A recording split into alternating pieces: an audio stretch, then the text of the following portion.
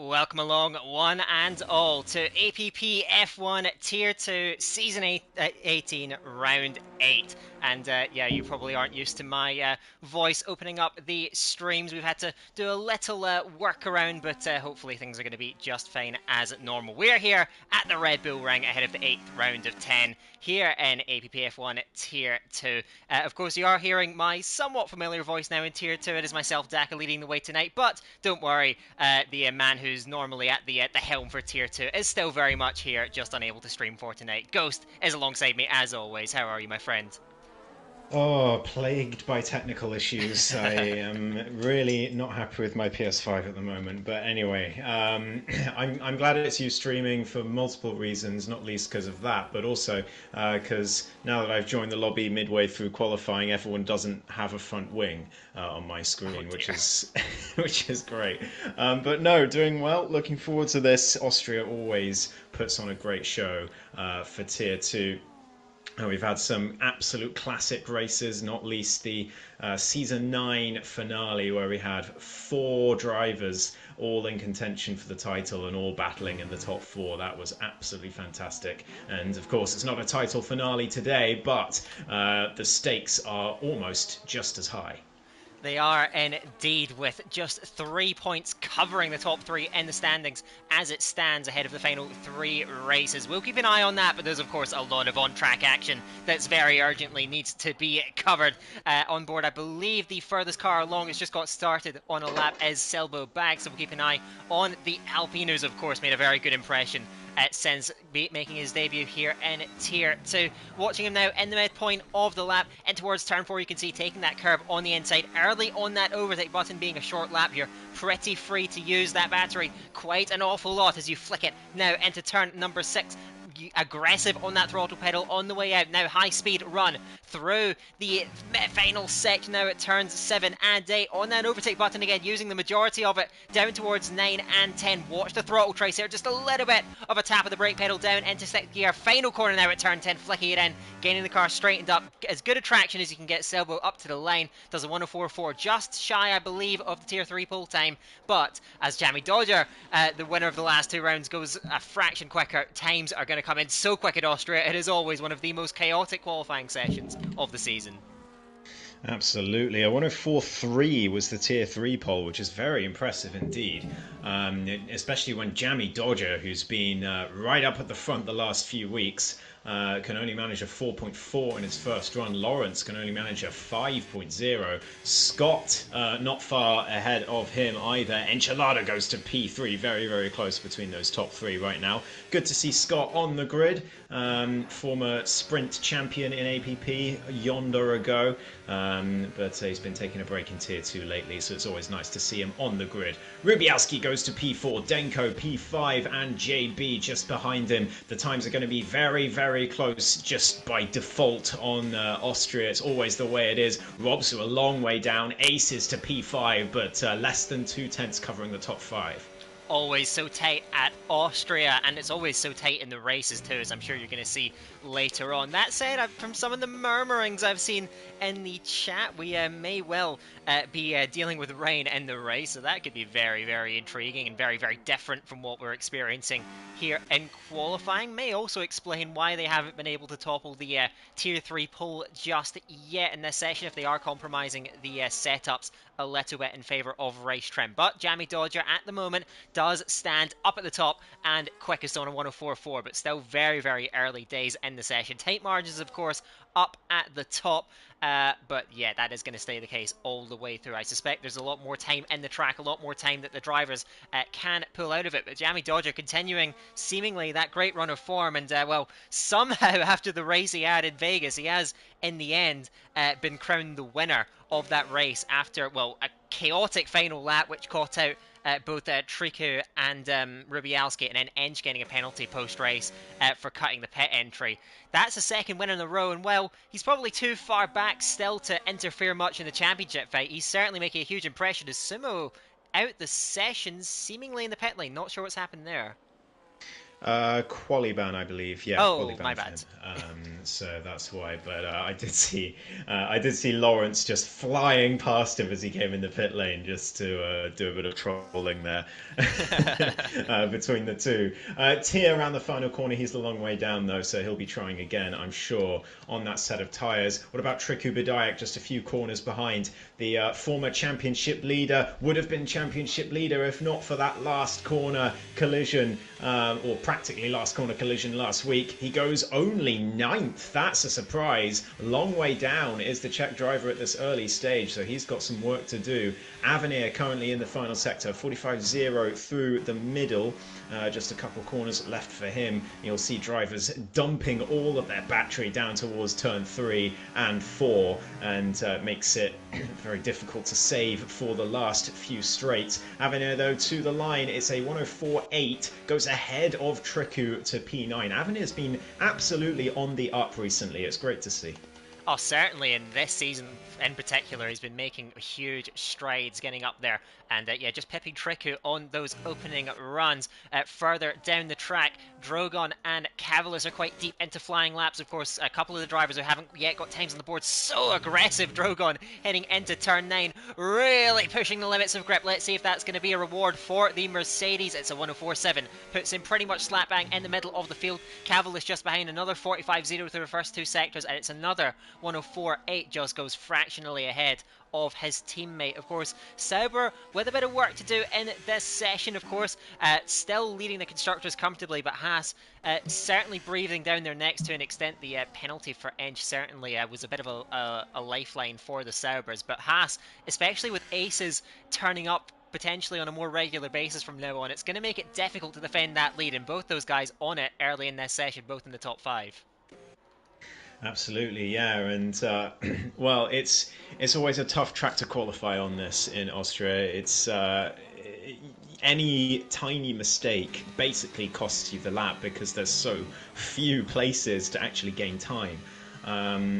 Jamie Dodger currently on a lap right now, see if he's improving. He is, but only slightly in the middle sector, so I do think the drivers are compromising themselves with wet setups ready for the race, or the track conditions are just very different to how they were yesterday in Tier 3, because I wasn't expecting the times to be not beating Tier 3 pole yet. Even that doesn't, I don't think. Jamie Dodger goes or consolidates his current pole position with a 104.357. Silbo Bags is half a tenth up in Sector 1 as well, and Ench currently on an outlap. Plenty of time still to gain. Aces is discovering that. 1.5 tenths up in the middle sector. See if he can consolidate it in that final sector. Maybe a shot for pole here for Aces. Oh, he's very close. He's 69 thousandths away. Selbo further down the track, invalid, so we'll not be seeing more from him on this lap. Runes is going very well, 44.7 through the first two sectors. Wasn't the greatest run through the last corner, but he goes up onto P2. The Tier 3 Maestro getting himself right up there and showing he still has the 1 lap pace even in this company. Very, very impressive from the Mercedes driver. So Jamie Dodger still leading the way, as he's done all throughout this session, as he did all throughout the session in Las Vegas last week as well. As qualifying form is absolutely picture perfect at the moment, but still many threats from behind. JB is going well, just runs wide though over the white line at turn 9. So easy to do it, and I suspect, Ghost, the deeper we get in this session and the more drivers push to try and find those last few hundredths of a second, you're going to see those invalidations racking up penalties in the race as well. This track is a bit of a killer in terms of the track limits. Yeah, absolutely, and especially as the drivers will go into the paddock and see they're maybe a tenth off of gaining 3 or 4 or 5 positions. I mean, just look at where Avenir is right now. He gains 1/10 and he goes up 3 positions, just for example.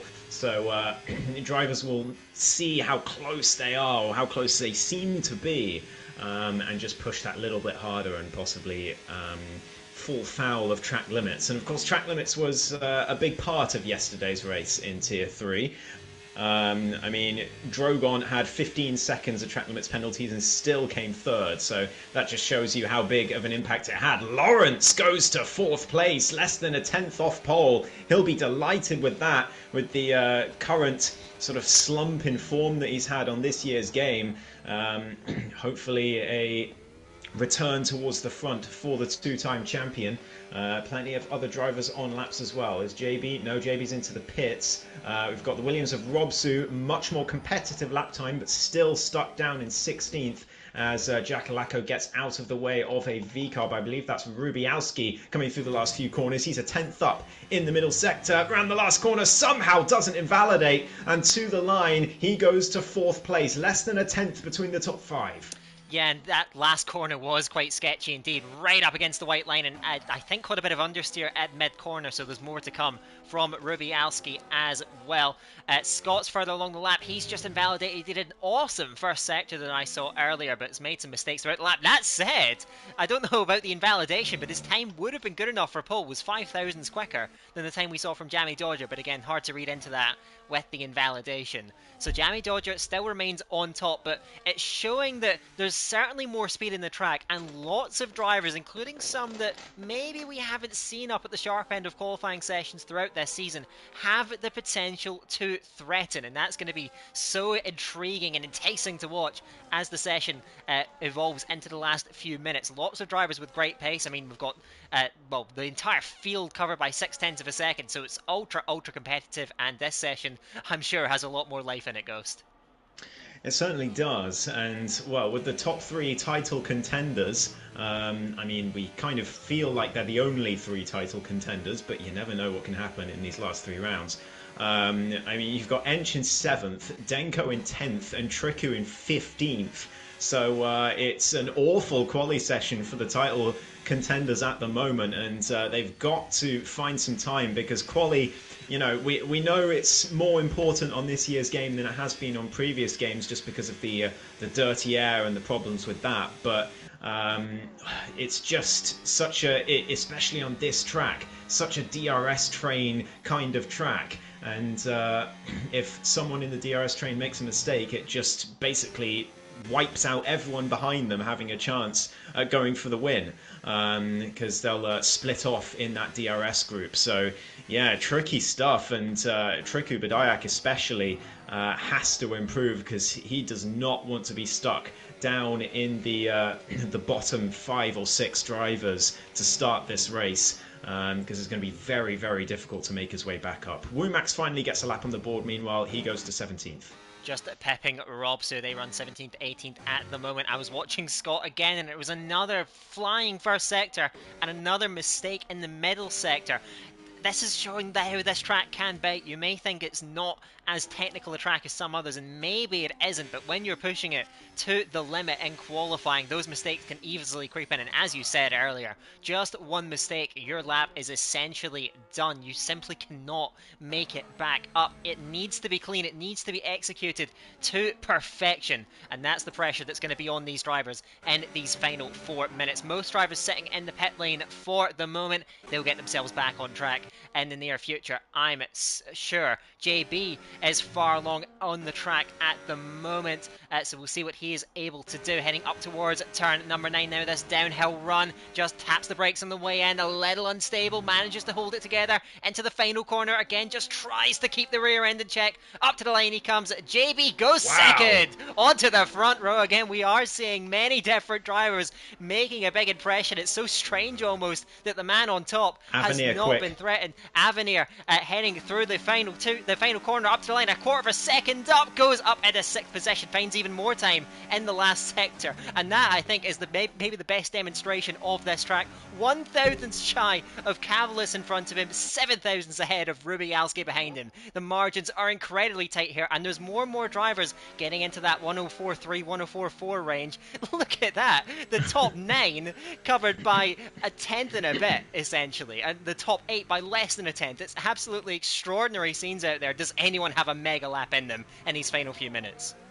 Is this APPF1 Tier 2 or F1 Esports? What are these qualifying times I'm looking at? This is so close. And, you know, we knew it would be close around Austria, but I don't think anyone would have predicted that the top 8 would be within a tenth with 2 minutes to go in the session. Jamie Dodger currently on an outlap, as I'm sure will many others be very soon. But I mean, honestly, Daka, at this rate, the amount of time that people are finding on their laps at the moment, I think this is anyone's shot for pole. We've seen Scott putting in very quick laps and invalidating them. Obviously, Triku, we know, almost certainly has more pace. Denko can probably find something out the bag. He usually does on his last quali lap. But at the same time, it's a very real possibility that everyone goes for these last runs and no one improves. It's just that kind of track. It certainly is, and certainly anyone can challenge Tier just at a flying first sector as well. I think at 15.7 or even 15.6. Let's see how he follows along. I believe he's the furthest driver along. We'll keep an eye out all the way through. These next couple of minutes are going to be